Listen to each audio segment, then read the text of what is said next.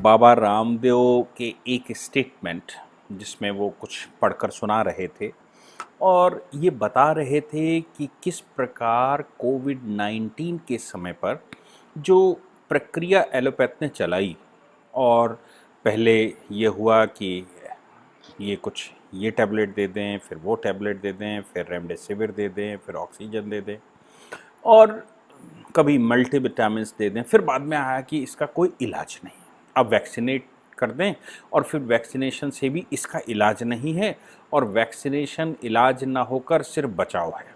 यानी कि ये हुआ, अगर उसका कोई इलाज होता वाकई में, क्योंकि ये महामारी है और ये हकीकत है कि इस महामारी का कोई इलाज नहीं है, हाँ बचाव ही इसका इलाज है, इसमें भी कोई शक नहीं। तो बाबा रामदेव अपनी योगा प्रैक्टिस करवाते समय कोई स्टेटमेंट दे गए, उस स्टेटमेंट के आधार पर वो क्लिप निकालकर पूरी चलाई गई।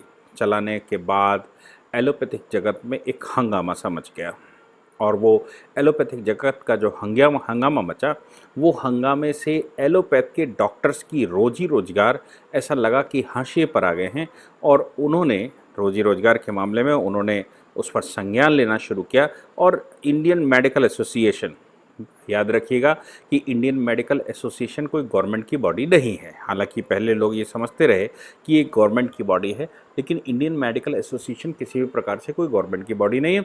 तो ये लगा कि इंडियन मेडिकल एसोसिएशन को लगा कि नहीं, डॉक्टर्स जो उसमें रजिस्टर्ड हैं पूरे देश भर के, ऐसे 3 लाख 4 लाख कुछ 30 लाख है क्या डॉक्टर्स कितने रजिस्टर्ड हैं जिन्होंने उनकी मेंबरशिप ले रखी है, उन डॉक्टर्स का भला नहीं होगा और वो बहुत बुरे स्थिति में चले जाएंगे। इंडियन मेडिकल एसोसिएशन ने उस पर संज्ञान लेते हुए 1,000 करोड़ रुपए का नोटिस भेज दिया और 1,000 करोड़ रुपए का डिफेमेशन का नोटिस बाबा रामदेव जी को भेजा और साथ में प्रधानमंत्री जी को लिख दिया और कहा कि प्रधानमंत्री जी इन पर संज्ञान लीजिए और इसको बंद करिए। मज़े की बात यह है कि इंडियन मेडिकल एसोसिएशन ना ही गवर्नमेंट की कोई बॉडी है और एक एसोसिएशन है, एक सोसाइटी है। सोसाइटी 1928 में रजिस्टर्ड हुई अंग्रेज़ों के समय पर और वो चलती चली आई। आप लोगों को याद ही होगा जिस प्रकार कांग्रेस कभी रजिस्टर हुई थी। कांग्रेस के बारे में कुछ भी कहा जाए, लेकिन आपको याद होगा कि उस कांग्रेस के बारे में उस समय भी ये बातें आई थी। लाला लाजपत राय ने कहा था कि ये एक सेफ्टी वॉल्व है। सेफ्टी वॉल्व का मतलब है कि अंग्रेज़ों के विरुद्ध जो देश की संस्थाएं काम कर रही हैं, वो अंग्रेज़ों के द्वारा एओ ह्यूम, उस समय जो इटावा के डिस्ट्रिक्ट मैजिस्ट्रेट थे, एओ ह्यूम ने डफरिन से मिलकर इसको रजिस्टर किया था। मुंबई से इसकी शुरुआत हुई और कांग्रेस एग्जिस्टेंस में आई। जब कांग्रेस एग्जिस्टेंस में आई तो उसका उद्देश्य ये था कि अपने लोग ऐसे तैयार किए जाएं जो कि समाज के बीच में जाएं और समाज में उठ रहे गुबारों को सरकार को बताएं और सरकार उनको अपास्त कर सके। पहले समझाने का प्रयास करें और समझाने के प्रयास के बाद उसको किसी प्रकार से समाप्त कर दें या कुचलना पड़े तो कुचल दें। इसी कारण से जब इस मामले में लाला लाजपत राय, बिपिन चंद्र पाल या फिर तिलक आए, तो इन लोगों ने ये गरम धड़ा था। इस गरम धड़े ने जब कांग्रेस के ऊपर कब्जा करना चाहा तो बहुत कुछ बवाल हुआ। सूरत अधिवेशन हम सबको याद होगा 1907 का, जिसमें सूरत अधिवेशन में गरम धड़ को बाहर कर दिया गया। क्यों? क्योंकि ये प्योर राष्ट्रवादी लोग थे। इनको लगा कि कांग्रेस एक मंच है, इस मंच पर हमको भी काम करना चाहिए और देश के लिए बना हुआ है तो करना ही चाहिए। चूँकि वो कांग्रेस जो है वो बनाया गया था अंग्रेज़ों के द्वारा और अंग्रेज़ों का ही एक धड़ा था सेफ्टी वॉल्व के रूप में। ये मैं नहीं कह रहा हूँ, उस समय लाला लाजपत राय ने कहा था कि ये सेफ्टी वॉल्व है। तो जो गरम दल था उसके धड़े ने ही कह दिया। बाद में लोगों ने नरम दल, गरम दल, और कुल मिलाकर 1947 तक कांग्रेस केवल अंग्रेज़ों के चमचों के द्वारा चलाई जाती रही। हाँ, इसमें ये कहा जा सकता है कि कुछ उसमें ऐसे लोग भी थे जो देश के विषय में सोचते, क्योंकि सबको उसका मर्म मालूम हो ये आवश्यक नहीं है। खैर, ऐसे ही सन 1906 में मुस्लिम लीग की स्थापना की गई। 1906 में मुस्लिम लीग की स्थापना इसलिए की गई क्योंकि 1905 में जो बंगाल का विभाजन हो रहा था, उस बंगाल विभाजन में हिंदुओं के साथ मुसलमान भी खड़े दिखाई दिए कुछ हद तक। तो उनको लगा कि हिंदुस्तान पर अगर शासन करना है तो हिंदू मुसलमान को लड़ाना पड़ेगा, इसलिए आगा खां को ढाका से, ये पाकिस्तान तो फर्जी बना, हकीकत में मुस्लिम कॉन्सेंट्रेटेड एरिया कहीं पर अगर था तो वो ढाका था, और मुस्लिम लीग की स्थापना भी ढाका से हुई। तो ढाका से आगा खां को बुलाकर उनको रजिस्टर कर दिया गया, उनकी मुस्लिम लीग बना दी गई, और पहला रिजर्वेशन देश में मुस्लिम लीग को दिया गया और रिजर्वेशन देकर मुसलमानों को तोड़ लिया गया। यहीं से कांग्रेस और लीग अलग अलग चल गई और सर सैयद अहमद खां जैसे लोग भी मुस्लिम लीग के चक्कर में आ गए। जिन्ना जो कांग्रेसी था वो भी मुस्लिम लीग के साथ खड़ा हो गया। कुल मिलाकर कांग्रेस के ही अंदर कुछ ऐसे धड़े थे जो कि आपस में लड़ गए, एक ने मुस्लिम लीग चलाया और एक ने कांग्रेस चलाया।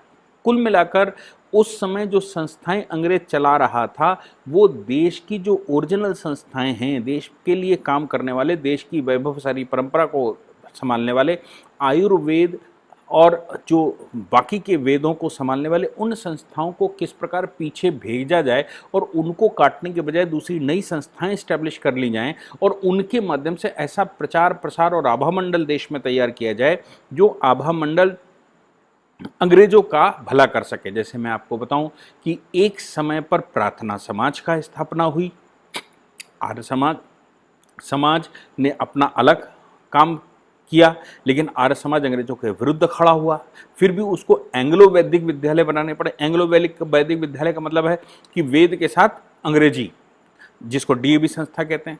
लेकिन राजा राम मोहन रॉय जैसे लोग अंग्रेजी शिक्षा में मैकाले जब आया तो मैकाले ने जिस प्रकार की व्यवस्था की तो राजा राम मोहन रॉय को खड़ा कर दिया गया और राजा राम मोहन रॉय की एक संस्था बना दी गई।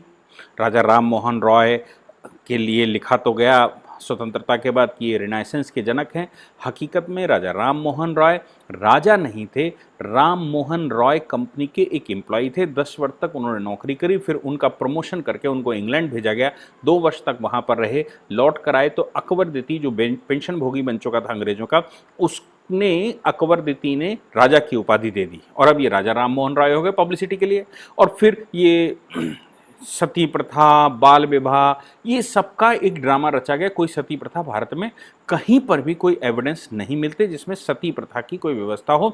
सती प्रथा एक मान्यता है, उस पर हम कभी और चर्चा करेंगे। लेकिन कुल मिलाकर उनको हीरो बनाकर अंग्रेजी शिक्षा का प्रचार प्रसार, ताकि वैदिक शिक्षा से लोग भटक जाएं, मैकाले की व्यवस्था है। आप लोगों को याद भी होगा कि जो नई शिक्षा नीति आई थी उस समय मैकाले की, मैकाले भारत में एक एजुकेशन कमीशन का चेयरमैन भी बनकर आया था।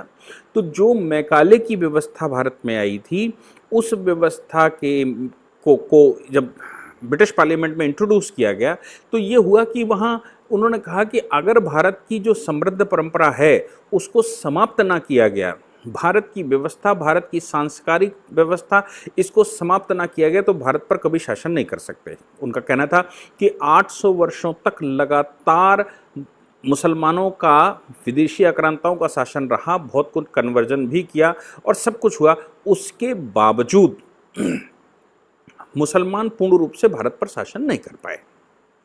तो फिर हम कैसे कर सकते हैं? ये जब चर्चा चल रही थी उसी समय एक सांसद वहां खड़ा होता है और वो कहता है कि मेरे दादा, मैं आपको बता रहा हूं, वो कहता है मेरे दादा जो कि भारत में एक अधिकारी थे, उनका हैदर अली से युद्ध हुआ। युद्ध होते समय उनकी नाक हैदर अली ने काट ली थी और नाक काट कर हाथ में पकड़ा दी। क्योंकि भारत में जो सबसे बड़ा पनिशमेंट होता था वो होता था नाक काटना, तो नाक काट दी गई, हाथ में पकड़ा दी गई। वो भागे चले जा रहे थे तो एक बैलगाड़ी पर एक व्यक्ति बैठा, उसने कहा क्या हो गया? तो उन्होंने कहा मेरी नाक में चोट लग गई है और ये नाक कट गई है। वो व्यक्ति अपने गांव के एक आयुर्वेद के हकीम के पास ले गया, या मैं ये कहूँ वैद्य के पास ले गया, और उस सामान्य से वैद्य ने जो एक झोपड़पट्टी में बैठा था उसने उसकी नाक जोड़ दी।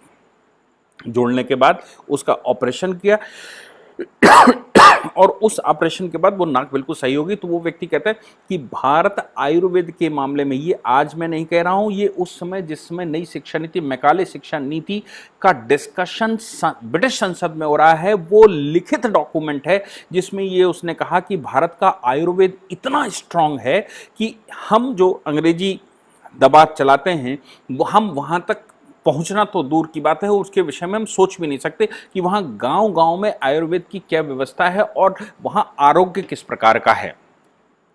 कैसे वो कहता है, वो मैं आपको बताऊं, इंग्लैंड में जो जहाँ से ये एलोपैथिक निकली है या जो उसके प्रणेता हैं, इंग्लैंड में जिस समय भारत में ये आयुर्वेद का डंका था और अंग्रेज भारत में आया था, उस समय तक इंग्लैंड में जो सबसे बड़ी व्यवस्था थी वो ये थी कि व्यक्ति जब बहुत बीमार हो जाता था तो उसके पैर की नस काटकर उसका खून निकाला जाता था, और जब उसका खून भरपूर निकल जाता था तो उस नस को बांध दिया जाता था। ये मान्यता उस समय थी कि जो दूषित ब्लड है इसको बाहर निकाल दोगे तो नया ब्लड जो बनेगा वो लड़ने की शक्ति उसमें ज़्यादा होती, क्योंकि उनके पास किसी प्रकार का कोई उपचार नहीं था। अब उन्होंने जो उपचार शुरू किया, यानी कि जिसको एलोपैथिक आप कहते हैं, जो उपचार शुरू किया वो उपचार ये था कि किलिंग या ऑपरेशन। हार्ट खराब तो काट कर निकाल दो, दूसरा लगा दो। कोई हड्डी खराब तो काट कर निकाल दो, कोई नस खराब तो काट कर निकाल दो, कोई कैंसर हो गया तो काट कर निकाल दो। मतलब या तो ऑपरेट करके उसको बाहर निकाल दो तो शरीर अपने आप बाकी को रिपेयर कर लेगा, बाकी हीलिंग कर लेगा, एक चीज। दूसरी बात यह है कि अगर उनको लगता है कि कोई बैक्टीरिया या वायरस शरीर में आ गया तो उसको किल करने के लिए कुछ मेडिसिन दे दो, कुछ जो एक्सट्रैक्ट निकाल के केमिकल का रखा हो वो दे दो। अब वो शरीर में जब जाता है बैक्टीरिया वायरस को किल करने के लिए, तो वो केवल उस बैक्टीरिया वायरस को किल नहीं करता जिसके लिए वो भेजा गया है, जिसके लिए वो मेडिसिन दी गई। वो शरीर के जो पॉजिटिव बैक्टीरिया रहते हैं उनको भी किल करता है। हम सब जानते हैं कि हमारा शरीर में बैक्टीरिया से भरा पड़ा, जैसे दही है, अगर दही को आप टेलीस्कोप से देखेंगे या एंडोस्कोप से देखेंगे तो आपको ये पता लग जाएगा कि उसमें बैक्टीरिया भरे पड़े हैं। बैक्टीरिया जब हो जाता है तभी वो दही बनता है, और जब बैक्टीरिया बहुत ज़्यादा हो जाता है तब वो बहुत खट्टा हो जाता है। हमारे यहाँ हम सब जानते ही होंगे कि दही की व्यवस्था हमारे यहाँ किस प्रकार की है कि अगर वो कुछ आलू की सब्जी या कोई कड़ी की सब्जी या कोई खट्टा सामान बनाना है तो उस दही को ज़्यादा दिनों तक रखा जाता था ताकि वो सड़ जाए। सड़ता क्यों है? क्योंकि उसमें बैक्टीरिया हो जाता है। वो बैक्टीरिया शरीर के लिए लाभदायक होता है, अगर ज़्यादा हो जाएगा तो वो हानिकारक भी हो जाता है। ब्रेड बनती है, इसमें भी खमीर उठता है तो बैक्टीरिया बनता है। कुल मिलाकर शरीर में बैक्टीरिया नुकसानदेह हो यह आवश्यक नहीं है, लेकिन कोई हानिकारक बैक्टीरिया शरीर में घुस गया जो शरीर को नुकसान दे रहा है तो ये किलिंग की मेडिसिन देते हैं। दो ही प्रकार की मेडिसिन हैं, या तो एनाल्जेसिक देते हैं और या फिर आजकल जो एस्टेरॉइड चल रहा है वो एस्टेरॉइड देते हैं। कुल मिलाकर एलोपैथ में दो ही इलाज हैं, या तो किल करो या काट दो और नहीं तो मरने दो। और एक्स्ट्रा कुछ दे दो, ऑक्सीजन कम है तो बाहर से ऑक्सीजन लगा लो, ब्लड कम है तो बाहर से ब्लड दे दो। ये सब व्यवस्थाएं, गला खराब है तो नली डालकर अंदर सप्लाई कर दो, लैट्रिन नहीं हो रही तो कुछ डालकर एनिमा लगाकर वो बाहर निकाल लो। ये फिजिकल एक्सरसाइज जिसको हम कहें, ये मैकेनिकल एक्सरसाइज। अब उसको आप सर्जन कह लीजिए जो काट पीट कर लेता है, आप जो मेडिसिन देता है उसको फिजिशियन कह लीजिए, और शरीर के जिस हिस्से की काट पीट कर लेता है उसका अलग सर्जन, अलग टाइप का डॉक्टर स्पेशलिस्ट कह लीजिए। कुल मिलाकर एलोपैथ का जो बेसिक थॉट है वो यही है कि वो बैक्टीरिया वायरस को किल करो या फिर काट कर बाहर निकाल दो। लेकिन बाबा रामदेव जी की जो बात उन्होंने आयुर्वेद की कही वो भारतवर्ष में हजारों लाखों वर्ष पुराना है, वैदिक परंपरा में है, और आयुर्वेद पक्का इलाज करने की व्यवस्था है। यानी कि शरीर हमारा, अगर एलोपैथ के पास सब इलाज होता तो एलोपैथ किसी भी व्यक्ति को मरने नहीं देता, लेकिन वो मरता है, और मल्टी ऑर्गन फेल्योर होती है एलोपैथ में।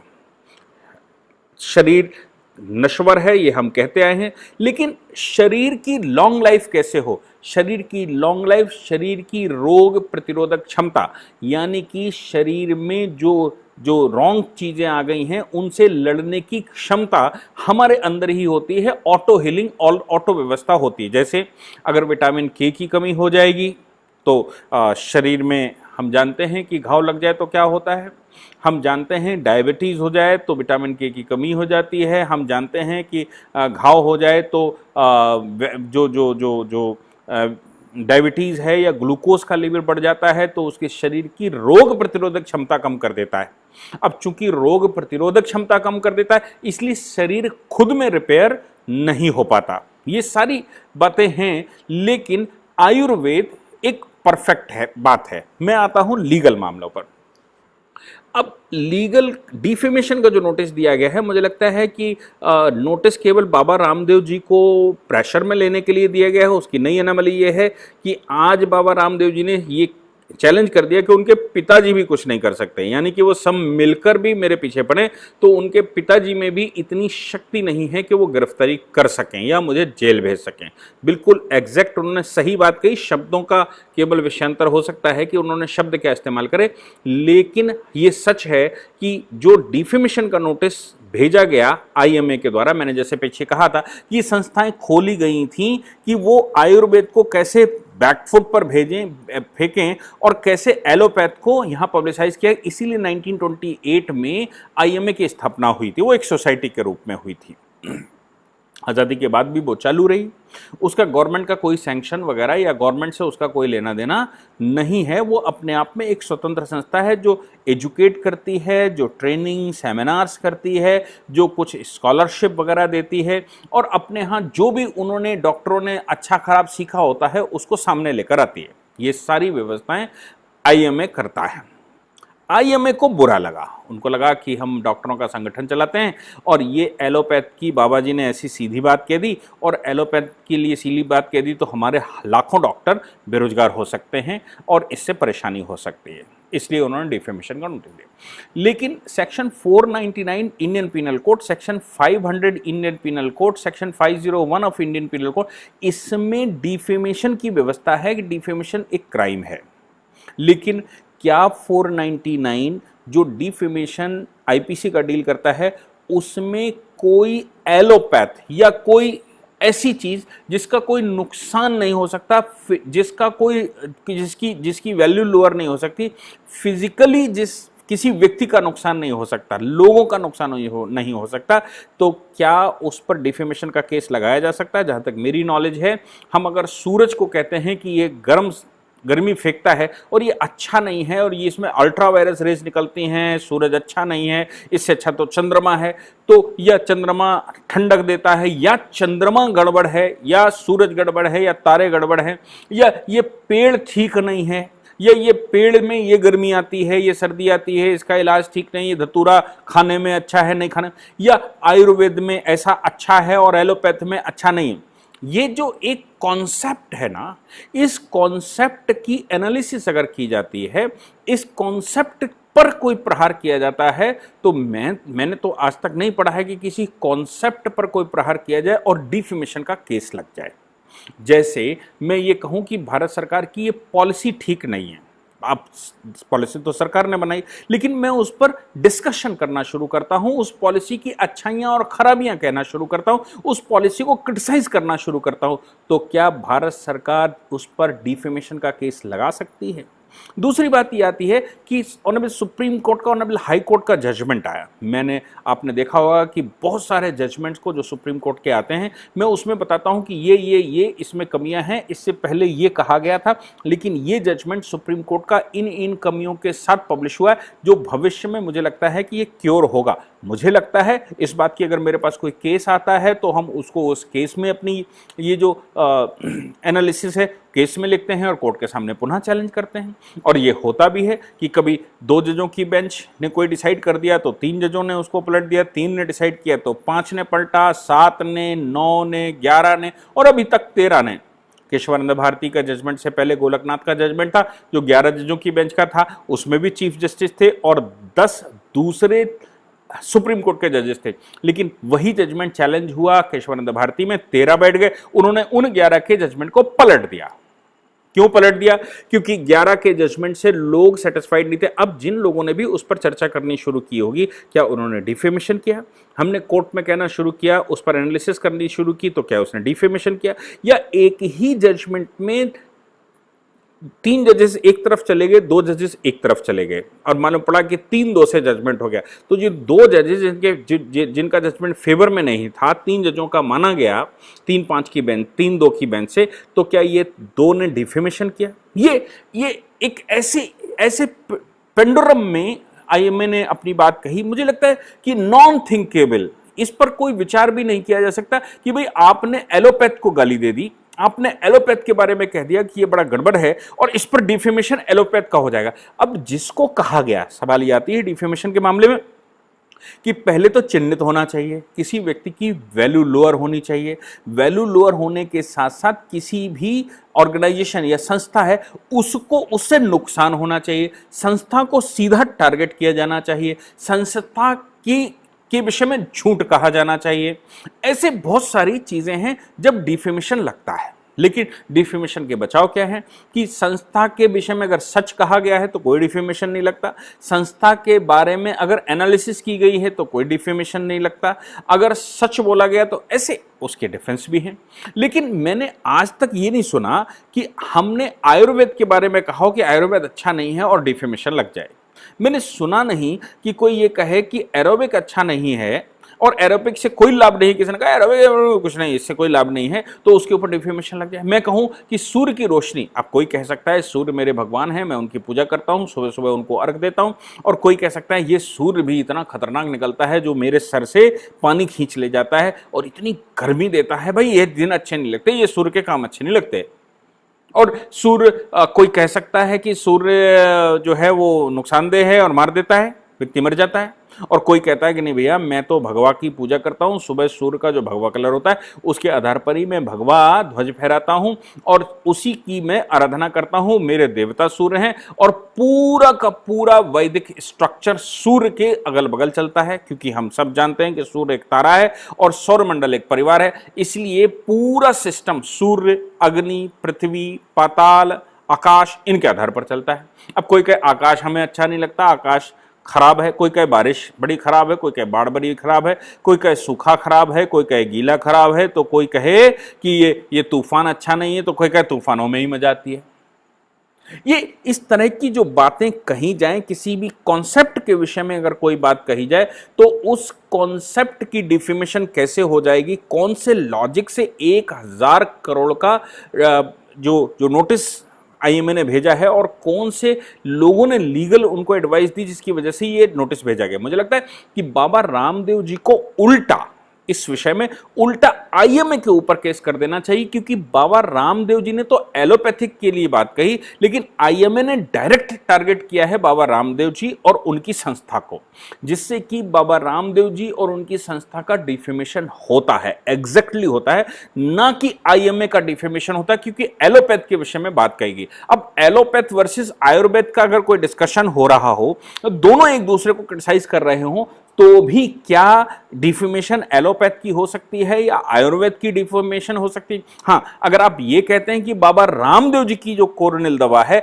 ये सबको बीमार कर रही है, ये ठीक नहीं है, तो फिर बाबा रामदेव जी की संस्था पर आपने सीधा चुके प्रहार किया, इसलिए उनको आपने डिफेम करने का प्रयास किया है। तो बाबा रामदेव जी और उनकी संस्था दिव्य फार्मेसी इन लोगों के ऊपर डिफेमेशन का केस कर सकते हैं। मुझे लगता है कि इस मामले में बाबा रामदेव जी का जो आंसर है कि इनके बाप भी हमको गिरफ्तार नहीं कर सकते, वो तो बिल्कुल ठीक है, क्योंकि लीगली कोई बैकग्राउंड और कोई ग्राउंड ही नहीं बनता।